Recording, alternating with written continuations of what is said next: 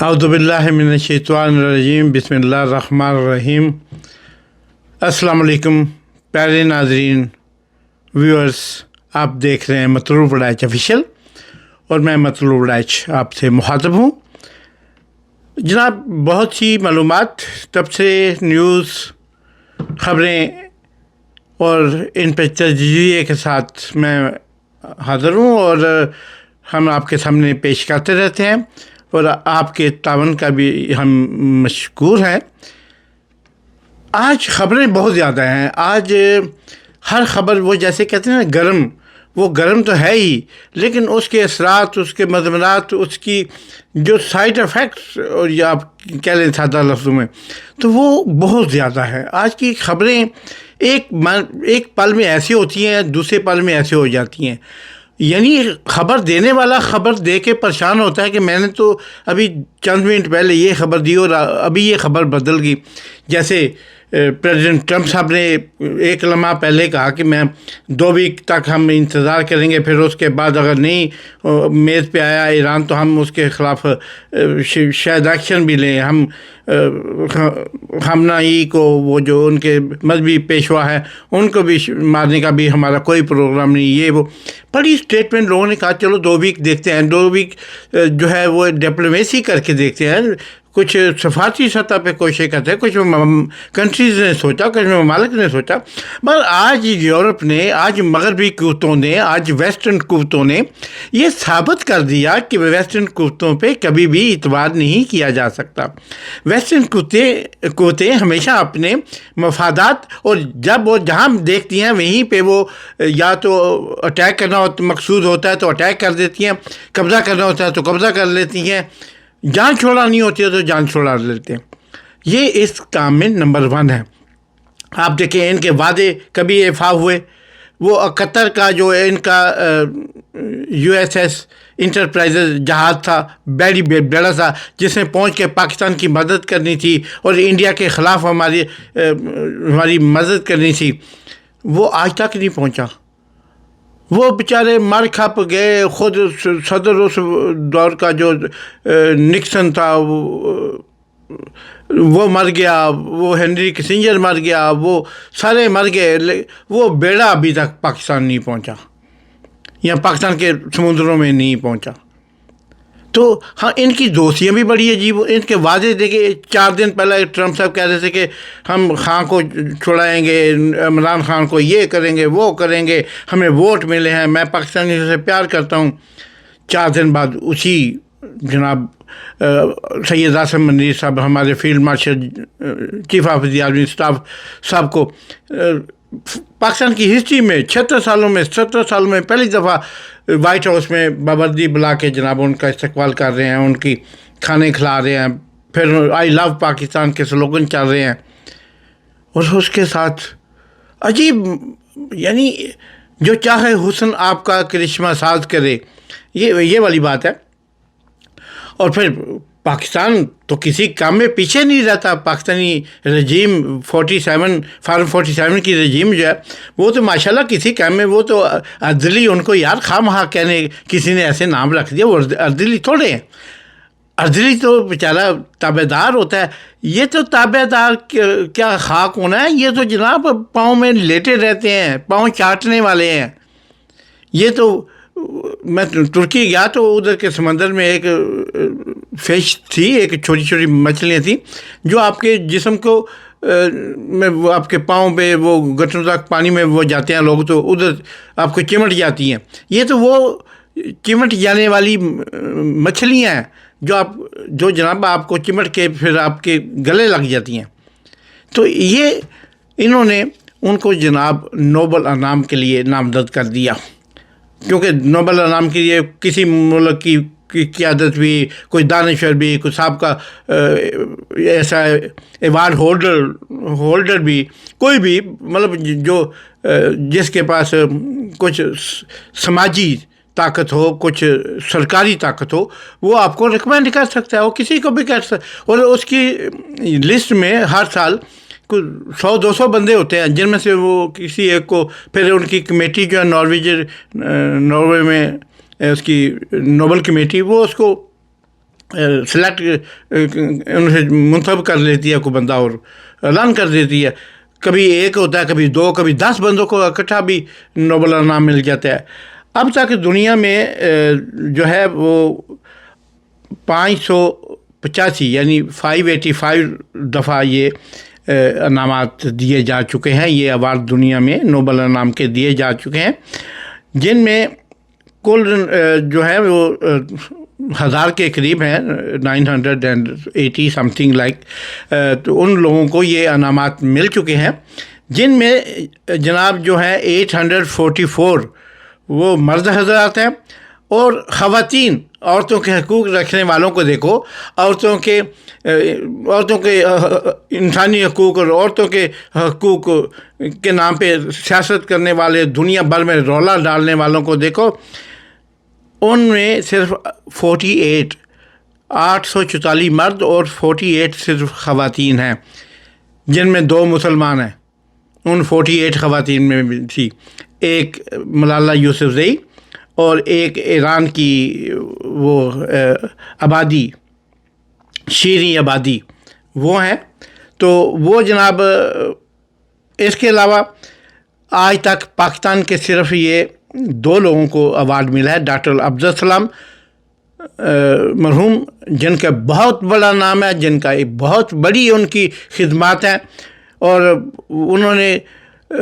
Physics کے شعبے میں جو خدمات انجام دیں,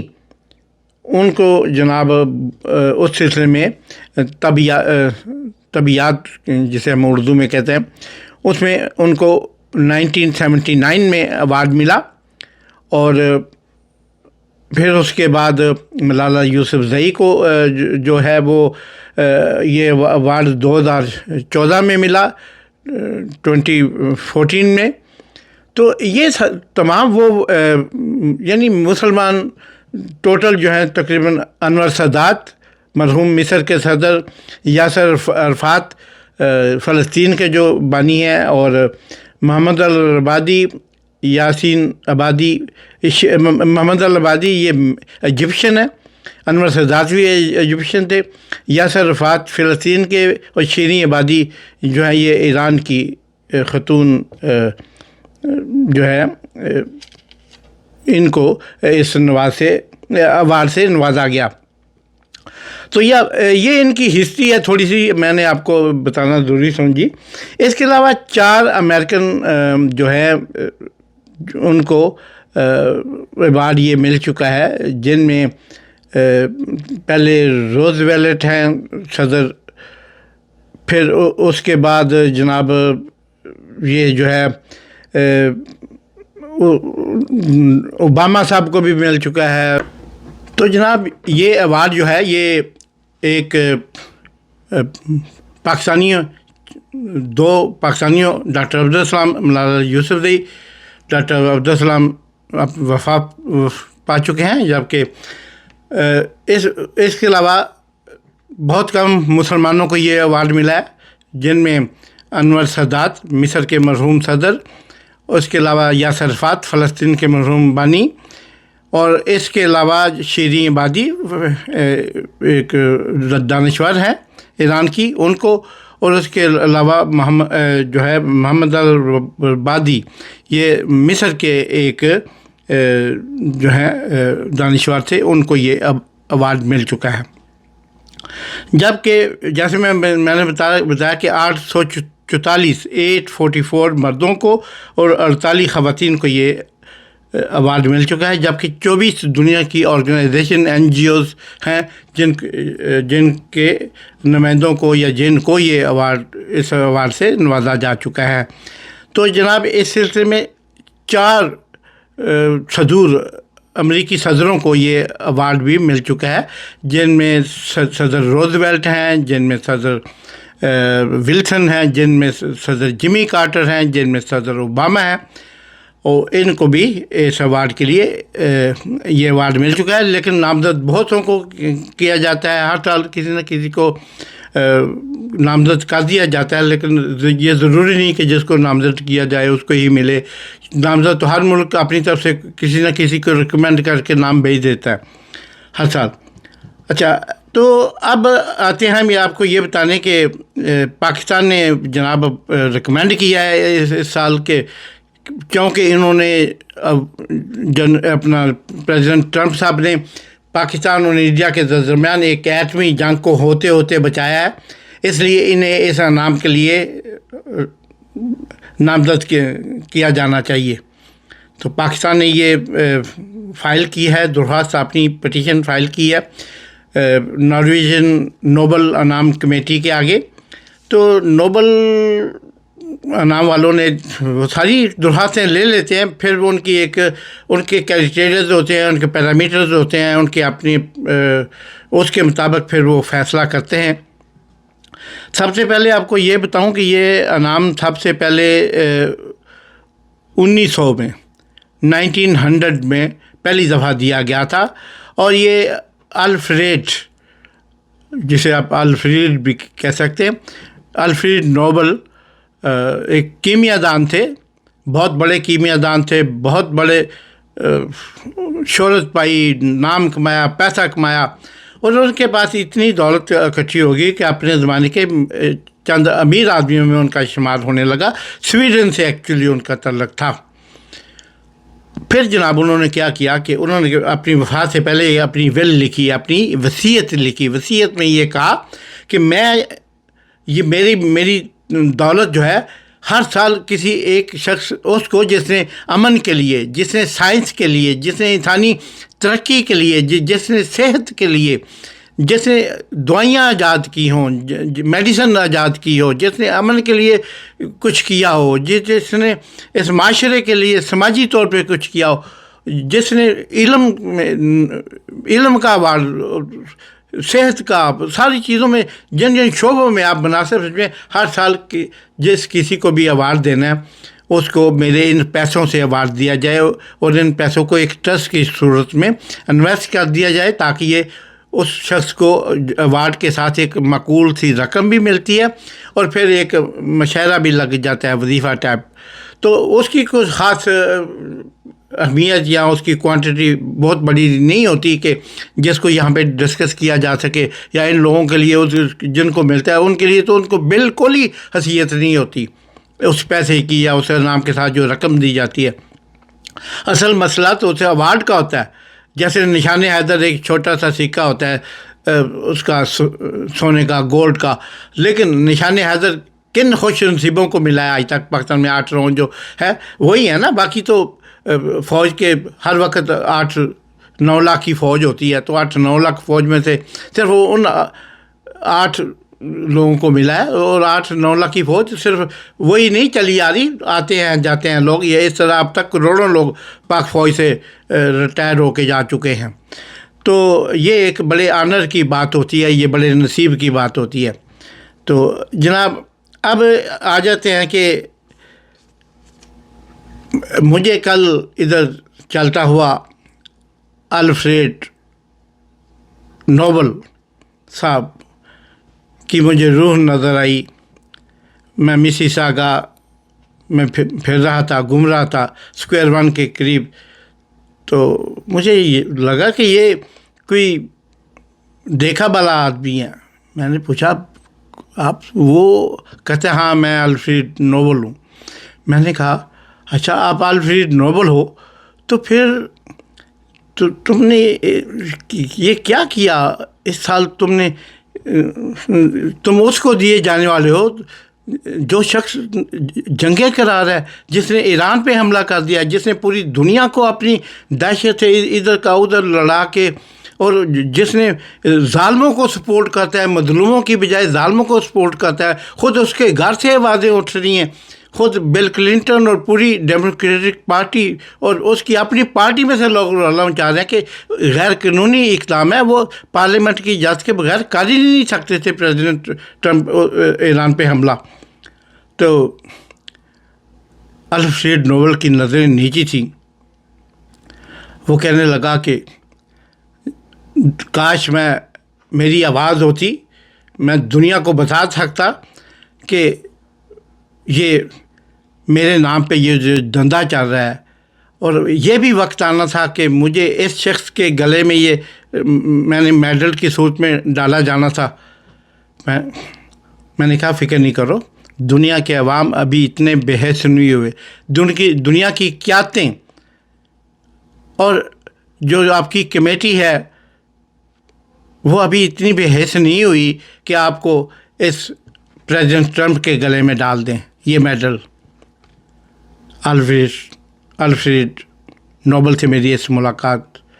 لمحوں میں ختم ہو گئی، یکدم میں نے دیکھا تو میں ادھر ہی کھڑا تھا، لیکن الفریڈ نوبل وہاں سے چلے گئے تھے۔ تو مجھے اس کے چہرے پہ جو شرمندگی الفریڈ نوبل کے چہرے پہ نظر آئی،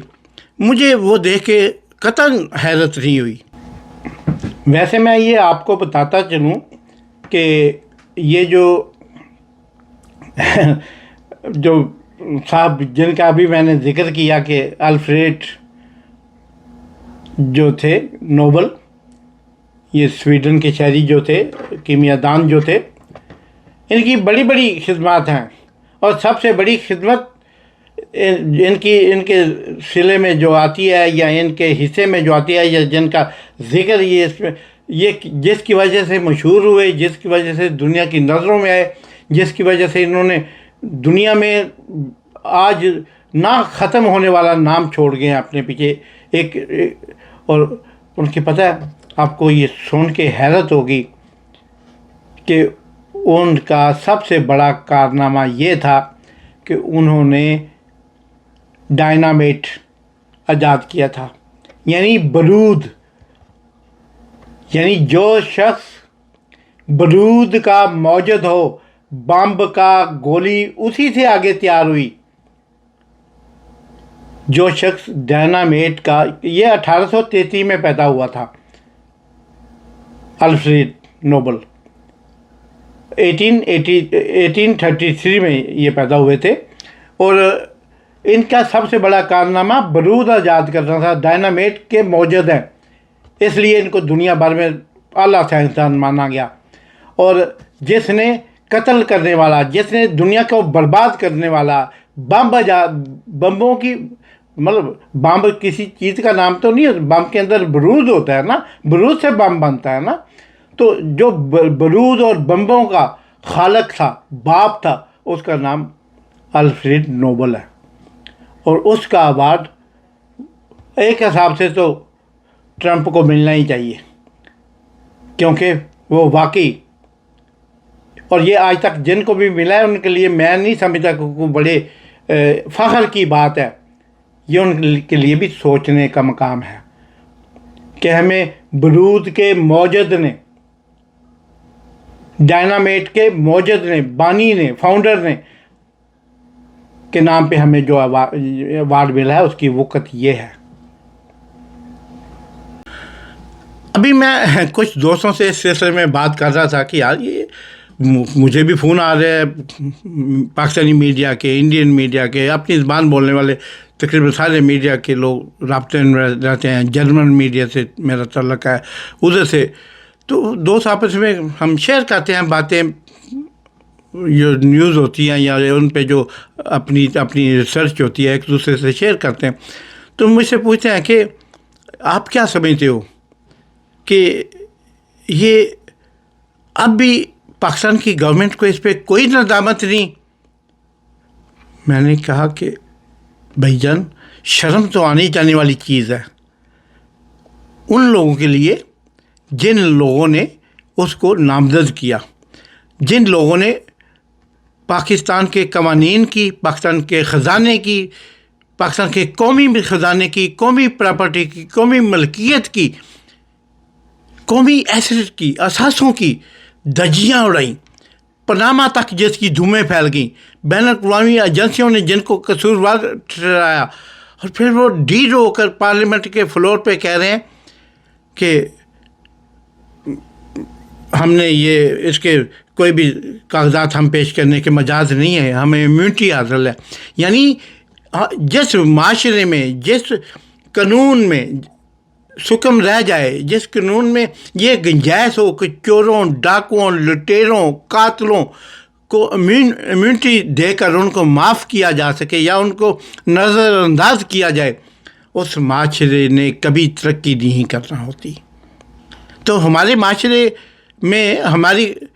گورنمنٹ کو جنہوں نے 9 مئی والا ڈرامہ رچایا، جنہوں نے 26 جو نومبر والا ڈرامہ رچایا،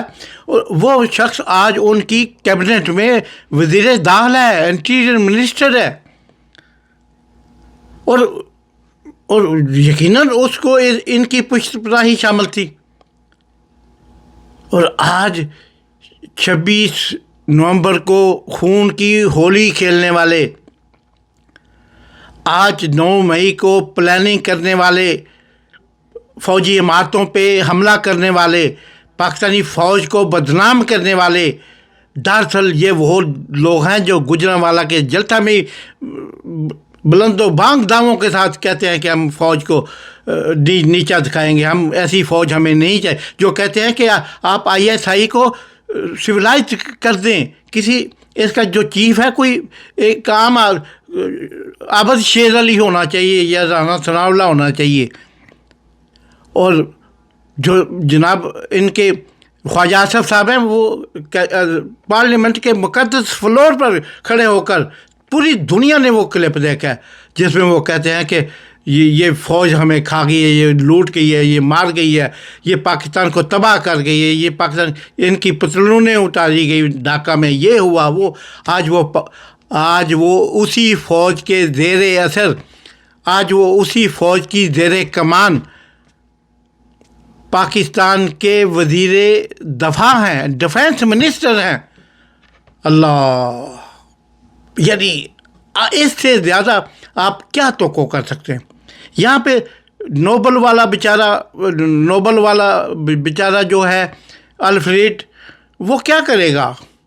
ارے یہ تو اس سے کسی بڑے تغمے کے لیے بھی کہو نا، ان کے بس میں ہو کہ ہمیں اقتدار میں 4 دن اور رکھنے میں مدد دیتا ہے ہلاکو خان، ہمیں مدد دیتا ہے فرعون، ہمیں مدد دیتا ہے چنگیز خان، 4 دن اور اقتدار میں رہنے کے لیے ہم مدد دیتا ہے اقتدار کے لیے. انہیں ہٹلر کے پاؤں بھی پڑنا پڑے تو یہ چندہ اس سے گریز نہیں کریں گے. یہ ہٹلر کے پاؤں دھو کے پئیں گے، اس پاؤں کا پانی دھو کے بوتلوں میں رکھیں گے مقدس سمجھ کے. یہ وہ لوگ ہیں جن کے لیے اقتدار ہی سب کچھ ہے. ان کے گھر اقتدار کی لونڈی رہنی چاہیے، اور خود یہ لونڈیوں کے پیچھے اور ان کی لونڈیاں اوروں کے پیچھے ہوں. ایسے ان کو کوئی غرض نہیں ہے، لیکن اقتدار ان کے پاس ہونا چاہیے. تو جناب یہ تھی حقیقت. اب ایران کے ساتھ جو کچھ ہوا ہے، پاکستان کا امیج کیا رہا ہے دنیا میں؟ وہی ایران 4 دن پہلے اس کی پارلیمنٹ پاکستان زندہ باد کے نعرے لگا رہی تھی، اور آج ایران کے ہر فرد کے چہرے پہ غصہ اور اس کی ملال ہے کہ پاکستان نے یہ ہمارے ساتھ کیا کیا. اور پاکستان کی رجیم نے، موجودہ رجیم نے پاکستان کو اتنا سستا بیچ دیا. ارے صدیوں کا ہمارا ہمسایہ ہے اور صدیاں آگے اس نے ہمارے ساتھ رہنا ہے. آپ نے صرف 4 دن کی اپنی بادشاہت، امیر المومنیت قائم رکھنے کے لیے آپ نے ایران کے خلاف ان کو اپنے پلیٹ فارم پرووائڈ کر رہے ہیں. میں یقیناً سمجھتا ہوں کہ پاک فوج ایسا نہیں کر سکتی، لیکن پاک فوج کے نیچے جن کو اقتدار ملا ہوا ہے، جو اقتدار کے سنگھاسن پہ قابض ہیں، وہ لوگ صرف اپنے اقتدار کے ساتھ مخلص ہیں اور کسی کے ساتھ نہیں. اب جو ہوگا وہ تو دنیا دیکھے گی. ایران کس طرح انتقام لیتا ہے، اور لینا بھی یہی، یہ اس کا جائز حق ہے. یہ غیر قانونی حملہ تھا، اس کی پارلیمنٹ نے منظوری امریکن نے نہیں دی تھی. اور آپ یاد رکھیے گا، ٹرمپ صاحب بھی اسی کیس میں پھنسیں گے. اسی کیس میں ان کو ضلالت اٹھانا پڑے گی، اور انشاءاللہ تعالی عالم اسلام اور پاکستان، فلسطین، ان کا سر بلند ہوگا انشاءاللہ تعالی. پاکستان پائندہ باد.